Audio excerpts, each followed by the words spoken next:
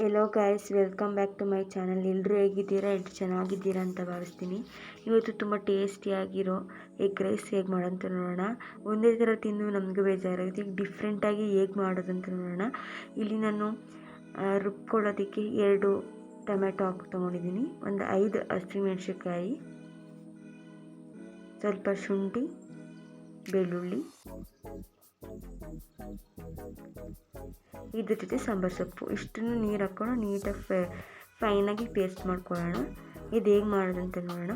First ಒಂದು ಪಾತ್ರೆ ಇಟ್ಕೊಂಡು ಆಯಿಲ್ ಹಾಕ್ಕೊಂಡು ಆಯಿಲ್ ಕಾದ್ಮೇಲೆ ಆನಿಯನ್ ಹಾಕ್ಕೊಳ್ಳೋಣ.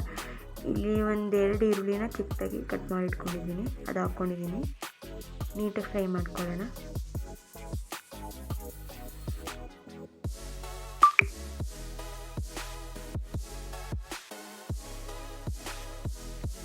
ಸ್ವಲ್ಪ ಅರ್ಶಿನದ ಪುಡಿ ಹಾಕ್ಕೊತಿದ್ದೀನಿ, ನೀಟಾಗಿ ಫ್ರೈ ಮಾಡೋಣ. ನಮಗೂ ಒಂದೇ ಥರ ನಾರ್ಮಲಾಗಿ ಮಾಡ್ಕೊತೀನಿ ಬೇಜಾರಾಗಿರುತ್ತಲ್ಲ, ಈ ಥರ ಒಂದ್ಸಲ ಡಿಫ್ರೆಂಟಾಗಿರುತ್ತೆ. ಟೇಸ್ಟು ಕೂಡ ಚೆನ್ನಾಗಿರುತ್ತೆ. ಟ್ರೈ ಮಾಡಿ ಮನೇಲಿ, ನಿಮಗೂ ಕೂಡ ಇಷ್ಟ ಆಗುತ್ತೆ. ಇವಾಗ ಈ ಥರ ನೀಟಾಗಿ ಆನಿಯನ್ನೆಲ್ಲ ಫ್ರೈ ಆಗ್ತೀವಿ.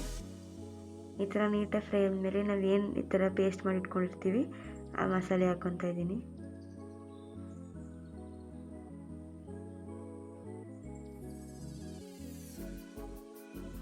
ಮಸಾಲೆ ಏನಿರುತ್ತೆ ಹಸಿ ಹೋಗೋ ತನಕ ನೀಟಾಗಿ ಫ್ರೈ ಮಾಡ್ಕೊಳ್ಳೋಣ. ಇವಾಗ ಸ್ವಲ್ಪ ಚಕ್ಕೆ ಪೌಡರ್, ಗರಂ ಮಸಾಲ,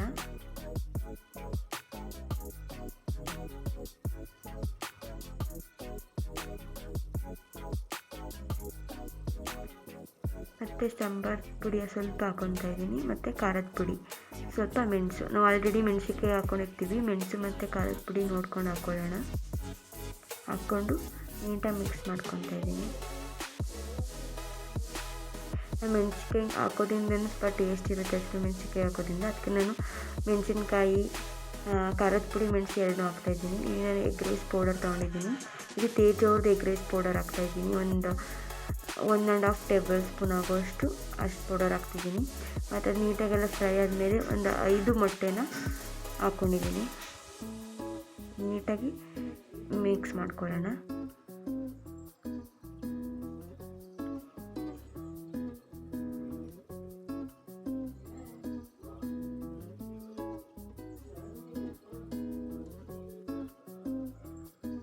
ಈ ಥರ ನೀಟಾಗಿ ಪಾತ್ರೆ ಬಿಡ್ತಿದೆ ಅಂದಾಗ ಬಿಸಿ ಅನ್ನ ಹಾಕ್ಕೊತಾ ಇದ್ದೀನಿ. ನಿಮಗೆ ಎಷ್ಟು ಬೇಕೋ ಅಷ್ಟು ಕ್ವಾಂಟಿಟಿಲಿ ನೋಡ್ಕೊಂಡು ಅನ್ನ ಹಾಕ್ಕೊಂಡು ನೀಟಾಗಿ ಮಿಕ್ಸ್ ಮಾಡ್ಕೊಳ್ಳಿ. ನೀವು ನೋಡ್ಕೊಂಡು ಇವಾಗ ನಿಮ್ಗೆ ಎಷ್ಟು ಬೇಕೋ ಅಷ್ಟು ನೋಡಿಕೊಂಡು ಉಪ್ಪು ಹಾಕ್ಕೊಂಡು ನೀಟಾಗಿ ಮಿಕ್ಸ್ ಮಾಡ್ಕೊಂಡ್ರೆ ತುಂಬ ಟೇಸ್ಟಿಯಾಗಿರುವಂಥ ಎಗ್ ರೈಸ್ ರೆಡಿ ಆಗುತ್ತೆ. ಒಂದೇ ಥರ ಮಾಡ್ಕೊಂಡು ಬೇಜಾರಾಗುತ್ತೆ. ಈ ಥರ ಒಂದ್ಸಲ ರುಬ್ಬಿಟ್ಟು ಮಾಡೋದೊಂದ್ಸಲ ಟ್ರೈ ಮಾಡಿ, ತುಂಬ ಟೇಸ್ಟ್ ಚೆನ್ನಾಗಿರುತ್ತೆ. ಮನೇಲಿ ಒಂದ್ಸಲ ನೀವು ಟ್ರೈ ಮಾಡಿ ಹೇಗಿತ್ತು ಅಂತ ಕಮೆಂಟ್ ಮಾಡೋದು ಮಿಸ್ ಮಾಡಬೇಡಿ. ಈ ವಿಡಿಯೋ ಇಷ್ಟ ಆಗಿದರೆ ಲೈಕ್ ಮಾಡಿ, ಶೇರ್ ಮಾಡಿ ಆ್ಯಂಡ್ ಸಬ್ಸ್ಕ್ರೈಬ್ ಮಾಡಿ. Thank you for watching.